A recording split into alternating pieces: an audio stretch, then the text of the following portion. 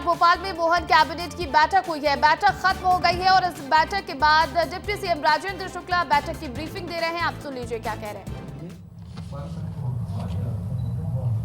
योजनाएं वहां पर घोषित होंगी। इस सम्मेलन में पारिश्रमिक दरों में वृद्धि, बोनस वितरण, विश्राम हेतु जलाशयों के किनारे प्लेटफॉर्म की स्थापना एवं 5 करोड़ की लागत से आधुनिक केवट प्रशिक्षण संस्थान की भोपाल में स्थापना की जाना प्रस्तावित है। ये माझी और केवट समाज निषाद राज से सम्मेलन और निषाद राज जयंती के अवसर पर एक बड़ी सौगात इस समाज के लोगों को मिलेगी। विज़न डॉक्यूमेंट 2023 से 28 के बीच में सभी विधायकों को बना के तैयार करना है अपने क्षेत्र का एक समग्र विकास की योजना। उसमें प्रभारी मंत्री अपने प्रभार जिलों में जाएंगे और विधायकों के साथ बैठक करके उनसे चर्चा करके और उनके सभी के विज़न डॉक्यूमेंट बन जाएं और उस विज़न डॉक्यूमेंट के आधार पर आने वाले अनुपूरक बजट में बजट का प्रावधान हो सके, जिससे विकास के काम जो चल रहे हैं वो लगातार चलते रहें। 2028 में सारा विज़न एक तरीके से कंप्लीट हो सके, ऐसा मुख्यमंत्री जी ने निर्देशित किया है। लुधियाना में मध्य प्रदेश में निवेश के अवसरों पर इंटरैक्टिव सत्र हुआ है 7 जुलाई को। 400 से अधिक उद्योग प्रतिनिधियों ने इसमें हिस्सा लिया। 15,606 करोड़ के निवेश प्रस्ताव प्राप्त हुए हैं। 20,275 से अधिक रोजगार सृजित होने की संभावना है। मुख्यमंत्री जी की विदेश यात्रा प्रस्तावित है 13 से 19 जुलाई दुबई और स्पेन की। इसमें व्यावसायिक बैठकें होंगी, विभिन्न कंपनियों के साथ 1-to-1 मीटिंग होगी। इस भ्रमण का उद्देश्य प्रमुख क्षेत्रों में निवेश प्राप्त करना, प्रौद्योगिकी हस्तांतरण, अंतर्राष्ट्रीय बाजारों तक पहुंच बनाना, रोजगार के अवसर सृजित करना एवं अंतर्राष्ट्रीय संबंध स्थापित करना और वैश्विक निवेश की तमाम संभावनाएं जो हैं वो उस पर चर्चा होना है।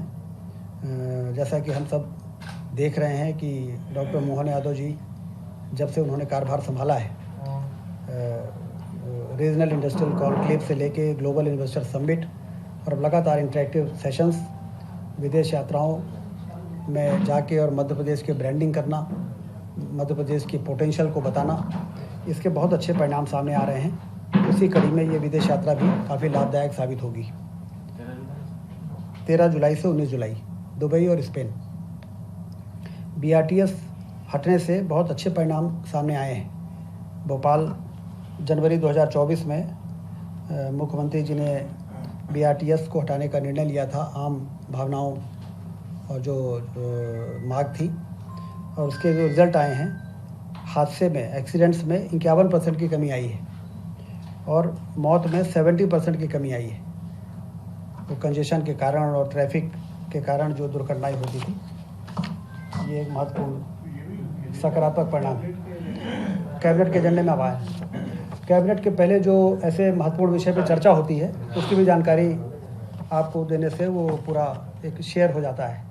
जो घटनाक्रम पिछले दिनों में हुए हैं उसकी भी चर्चा होती है कैबिनेट में और फिर हम एजेंडे में आते हैं। तो जो चर्चा होती है वो भी आपके साथ शेयर करना है, क्योंकि कभी कभी आप लोग पूछते हैं कि इसके अलावा और क्या बात हुई है, तो पहले हमें बता देना, ठीक है।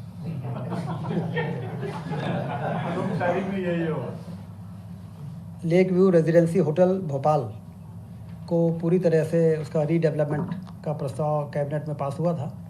आज DBFOT जो PPP मोड पे ये काम के टेंडर ऑलरेडी फ्लोट हो चुके हैं, उसमें निवेश संवर्धन की दिशा में एक महत्वपूर्ण फैसला लिया गया है कि इसमें पंजीयन और मुद्रांक शुल्क जो भी डेवलपर आएगा उस राशि की प्रतिपूर्ति की जाएगी, जिससे इन्वेस्टर फ्रेंडली हो और अच्छे बड़े ग्रुप्स आए यहाँ पर और एक अच्छा होटल वहाँ पर बना सके।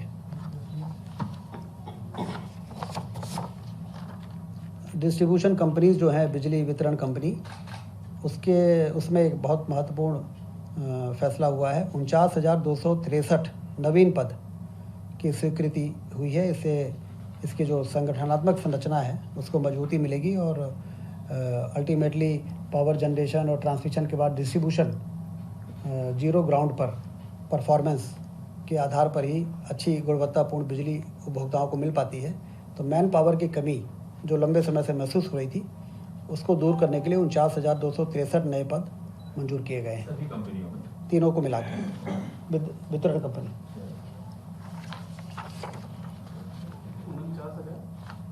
49,263 ये नए पद हैं, और अब नियमित पद इनको मिला के 77,298 हो जाएंगे। ये रेगुलर पद है।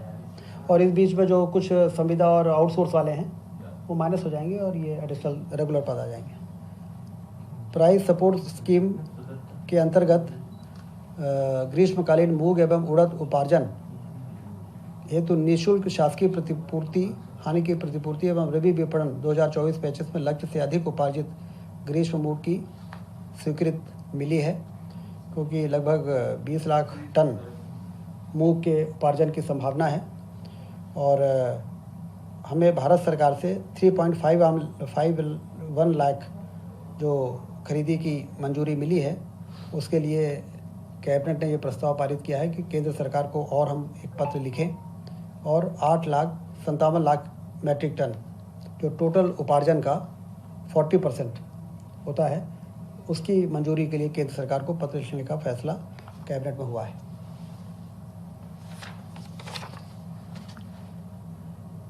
अभी तो 20% होता था सर, 25 होता है, 25%। जल संसाधन विभाग के अंतर्गत कृषि सिंचाई जलकर की राशि में ब्याज राशि काफ़ी हो गई थी, शास्ति दंड वो जलकर की राशि किसान जमा नहीं कर पाए। लगभग 35 लाख किसानों को एक बड़ी राहत, बहुत ही उनको मदद की दृष्टि से उनकी जो दंड राशि है उसको माफ़ करने का फैसला हुआ है। लगभग 84 करोड़ रुपए 84.17 करोड़ रुपए ये माफ़ किए जाएंगे, जिससे कि ब्याज और दंड राशि मतलब इंटरेस्ट, और फिर वो जो सरकार भरेगी। अब उनको सिर्फ मूल राशि भरना पड़ेगा। तो और 31/3/26 तक ये योजना की रहेगी। एक साल के अंदर सभी किसानों को ये मौका दिया जा रहा है, लगभग 35 लाख किसान हैं, कि वो इस योजना का समझौता योजना का लाभ उठाएंगे, और अब उन पर न तो कोई ब्याज और न ब्याज पर दंड पूरी तरह से माफ़ कर दिया जाएगा। एक बड़ी राहत है, 84.17 करोड़ रुपए माफ़ हो रहे हैं। कैनाल का पानी यूज करते हैं, कैनाल का पानी यूज करते हैं, ये पूरी तरह माफ ब्याज और दंड राशि वो काफ़ी हो जाती है, ऑलमोस्ट डबल है। कब तक कर देंगे? मार्च 26 तक ये योजना लागू रहेगी। लोग इस बीच में जमा कर सकते हैं। तो अभी जो पैसे भरेंगे उसमें माफ हो जाएंगे पेनल्टी पूरी। कैबिनेट ने फैसला कर दिया है। भारतीय स्टाम्प अधिनियम के अंतर्गत मूल्य सूचकांक में परिवर्तन के परिप्रेक्ष्य में कतिपय संव्यवहारों पर देय शुल्क के संबंध में विशेष प्रावधान किया जाना प्रस्तावित हुआ है। इससे लगभग 212 करोड़ का राजस्व प्राप्त होगा। ये जो अधिनियम है उसके संशोधन पर मंत्रिपरिषद ने फैसला किया है।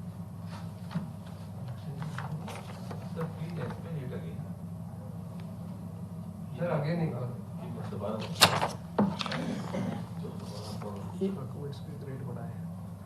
ये भारतीय स्टाम्प अधिनियम में संशोधन विधेयक का कैबिनेट ने अप्रूवल किया है। इससे लगभग 212 करोड़ का राजस्व प्राप्त होगा। इसके मूल सूचकांक में परिवर्तन के परिप्रेक्ष्य में कतिपय संव्यवहारों पर देय शुल्क के संबंध में विशेष प्रावधान किया जाना प्रस्तावित है। अब ये डिटेल्स जब आएगा तो आपको और एक्सप्लेन किया जाएगा।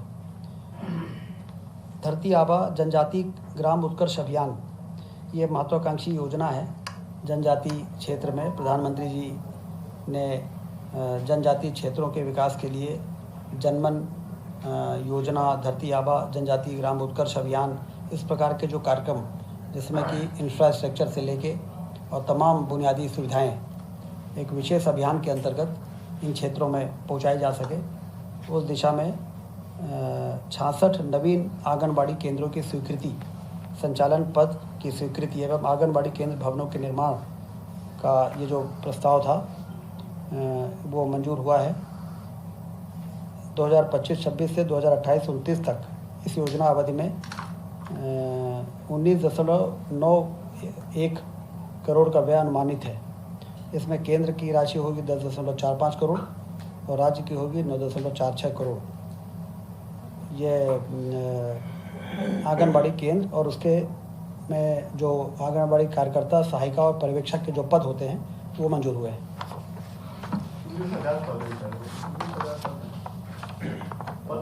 66 केंद्र हैं, 66 आंगनबाड़ी कार्यकर्ता, 66 ही आंगनबाड़ी सहायिका और 2 पर्यवेक्षक।